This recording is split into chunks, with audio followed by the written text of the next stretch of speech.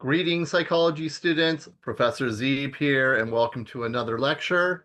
In this chapter, we've been covering various illnesses and problems, including stress, hypertension, AIDS is covered in this chapter, but we also talk about heart disease. And so what we're going to look at in this short lecture, as you can see, are the psychological factors that contribute to coronary heart disease.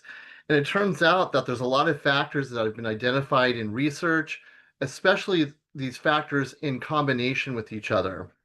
Okay, so let's look at some of the factors that have been identified. Some of them even include personality factors. So the first one we're going to look at is, of course, stress. We've been covering this pretty heavily in the chapter. So we know that severe stress can lead to something called myocardial stunning, which is basically like heart failure. So obviously that's not good in severe cases. And so thus a lot of times doctors and psychologists would incorporate stress reduction techniques, which have been known to be very helpful with this. For example, they lower your chance of heart attack, they lower your cholesterol, blood pressure, body weight. However, cognitive behavioral therapy in combination with exercise, seems to be really beneficial with stress. So that's another way we would sort of look at that and treat that is through those means. So once again, stress has been linked to coronary heart disease.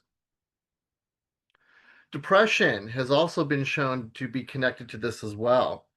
So once again, the studies are showing that depression seems to be a pretty critical factor, or at least can be. Anxiety has also been connected to coronary heart disease.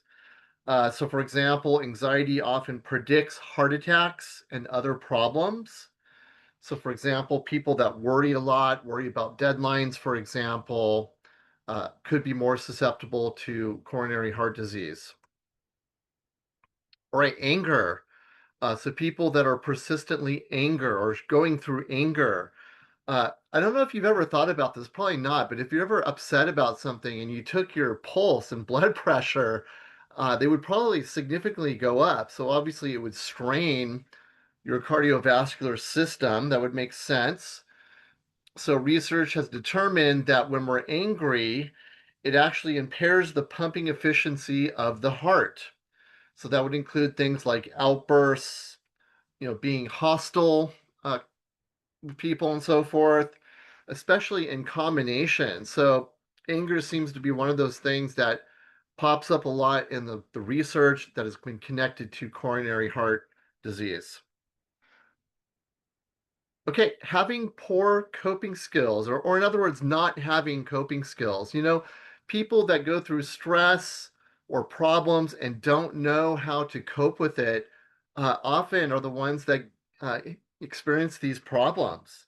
So in other words, not knowing how to deal with stress is a recipe for disaster because we all face stress, right?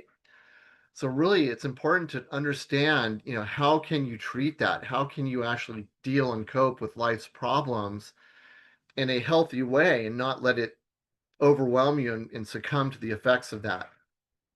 So a lot of times people that get coronary heart disease simply do not know how to cope with stress and life's problems.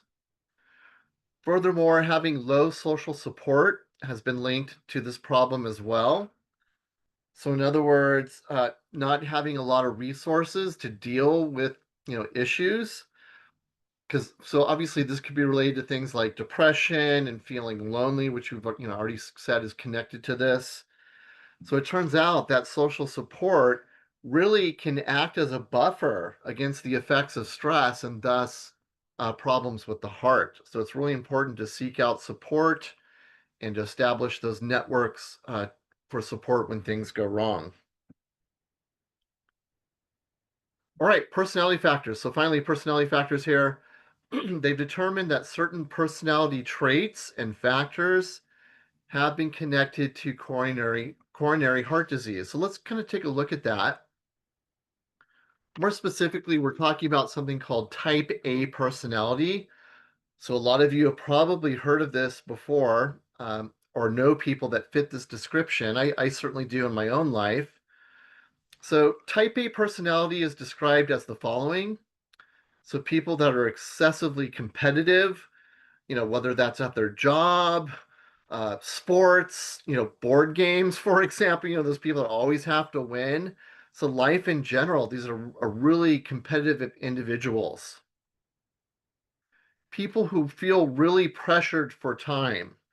In other words, people that worry a lot or have deadlines in their life and they feel stressed out by that or are really impatient.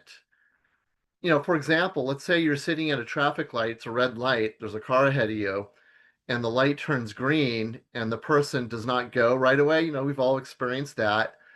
So a type A personality potentially could be someone that gets really upset about that, starts honking their horn right away, as soon as the light turns, and are just really impatient for that driver to go so they can move on their way. My personal model is I use the 3-second rule. You wait 3 seconds, I count to three, and then if they still haven't gone, then I would kind of give them a light tap on the horn. The point is, type A personality may be more likely to get really impatient and angry over those things. Type A personality also shows excessive energy. So this could be like accelerated speech, accelerated behavior, for example, is often associated with type A personality. And then also anger. Remember, we said that anger is connected to coronary heart disease. So type A personality are the people that get angry very easily. So once again, this interferes with the pumping efficiency of your heart, which creates problems. So type A personality, they're more likely to be angry or have an angry type personality. Okay. Now you may have heard of type B. In my opinion, type B is kind of like the opposite of type A. So for example, they're more relaxed. They're less concerned about deadlines, for example. So it's almost like the opposite of type B. Okay, so why are we talking about this? Well, research has definitely linked type A personality to coronary heart disease. So the book is this great study, this landmark study that was conducted by Rosenman et al. Back in the 70s, where they followed men for 8 years, and these men were aged 39 to 59, and they found that the type A men in the study were 2 times more likely to develop coronary heart disease if they showed this at the beginning of the study compared to those that were classified as type B. So, in other words, they were twice as likely if they were identified as type A at the beginning to develop coronary heart disease. They also found that men aged 39 to 49, so the younger men in the study, were 6 times more likely to develop it compared to type B. So other studies have confirmed this. They've shown the connection not only for men, but for women as well. So it's not just a male thing. So we do have some studies that show a connection between type A personality and coronary heart disease. However, there's some problems with that, and we have to be really careful with this because a lot of times when we measure people for type A, they often contradict each other because it's kind of hard to assess this sometimes. We may be doing interviews or questionnaires, and sometimes they contradict one another. Another problem with this is some people may show some of these characteristics, but not others. So are they type A? Are they type B? Are they a combination of A and B? Where do we place them? Should we put them in the studies? And so our author kind of makes this point that it creates confusion. So thus, subsequent studies may not necessarily support the connection between type A personality in general as a thing, may not necessarily connect that to coronary heart disease. However, a lot of the things that go with being type A personality, we know that do. So for example, a lot of our negative emotions that we've mentioned, more specifically anger, having a negative affect, similar to depression, the time urgency factor, those things have definitely been connected to problems with the heart. So maybe that type A personality, whatever that is, the whole thing may not be connected necessarily, but some of the components that go with it are connected to problems with the heart. So you gotta have to be kind of careful with that.